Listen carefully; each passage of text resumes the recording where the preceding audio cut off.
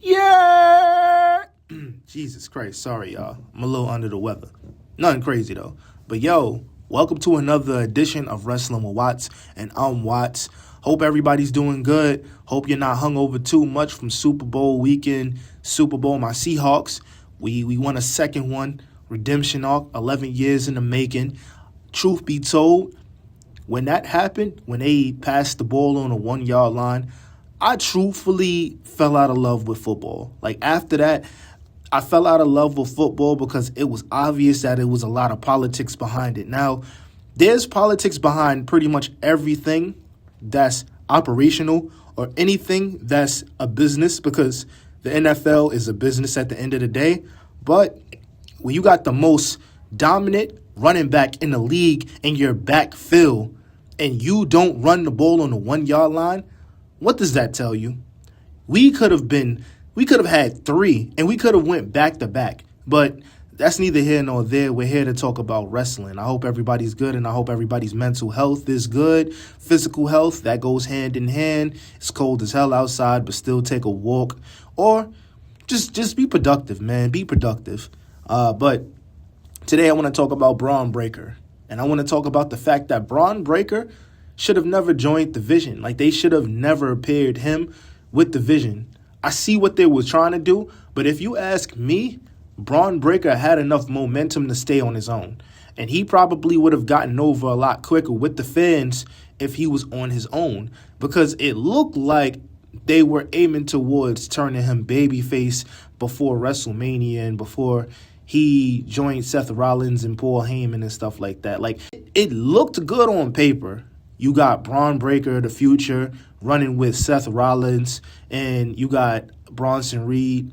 That's where it should have stopped. It should have stopped there. And even with Seth Rollins getting hurt, you could have fast-tracked both them guys to win the tag team titles for a little bit, dominate the tag division, or hell, even have Bron Breakker continue going after the World Heavyweight Championship and have Bronson Reed go after the Intercontinental Championship. To be honest, you got a bunch of guys now that don't have no chemistry together, and it's unfortunate because I know that it was not supposed to take place this way because Seth Rollins' injury plagued a lot of what was going to happen. But the truth is, even with Seth Rollins in the faction, it was predictable as the sun rises as to what was going to happen next. So, with that being said, I feel like Bron Breakker would have figured it out on his own.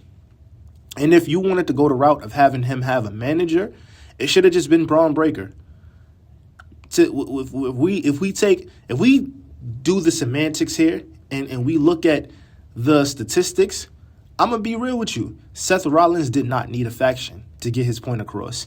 He didn't need a faction. Anytime somebody turns heel, you don't always have to put them in a faction to have the heel henchman beat up the babyface. You don't need to do that. Seth Rollins was a good heel on his own. The last time he was pretty good with a faction, it was the Authority. I'm not counting when he was with the Authors of Pain and Buddy Murphy. That was cool for like 2 seconds, but that also didn't need to happen for them to get their point across. It was super unnecessary. We just need to keep Seth Rollins away from factions, because no matter what, we're always going to inadvertently be comparing his time in the Shield to any other time he's in a faction. The only time we didn't do that was with the Authority because it made a lot of sense. But let's get back to Bron Breakker. Bron Breakker, he was getting a lot of traction when it pertained to possibly turning him babyface and letting him be the one that takes the title off Gunther. Now, it was too early for him to take the title off Gunther at WrestleMania 41, for sure. But knowing what I know now, Gunther should have never lost the World Heavyweight Championship to Jey Uso, because all of this right now would have made more sense. Gunther beating and retiring Goldberg would have made more sense. Him retiring John Cena would have made more sense. And him retiring AJ Styles would have made a lot more sense if we didn't have this guy tap out to Jey Uso in 5 seconds. A man who don't have any submission moves at all. Like, they was trying to be on some don't be a bully, be a star activity / Rocky 4. I know what they was trying to do, but it didn't pan out. Jey Uso didn't hold his end of the bargain. Now he's back in the tag division and everything's all fucked up. What they should have done, they should have built Bron Breakker up until this point, had him be a babyface, build him up, and let him be the guy to take the title off of Gunther at 2026 WrestleMania 42. That's how I feel. Now, I understand that this booking stuff is not easy, but if you wanted to turn Bron Breakker into the star, they could have started it that way. He was getting traction. A lot of people was looking at him like, yeah, he's the guy. People was participating with the barks. Oh, it's my dogs in Tennessee here and all of that. And that's all they had to do. Keep him that way. Let him build upon that. Let him build the character. And they would have been off to the races.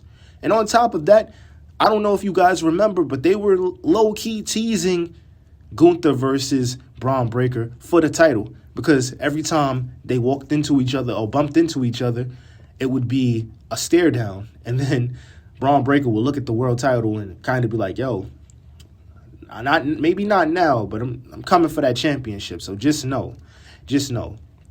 Now, it's not all lost as far as Bron Breakker becoming that guy, because now you have a golden opportunity to turn him into a monster for real.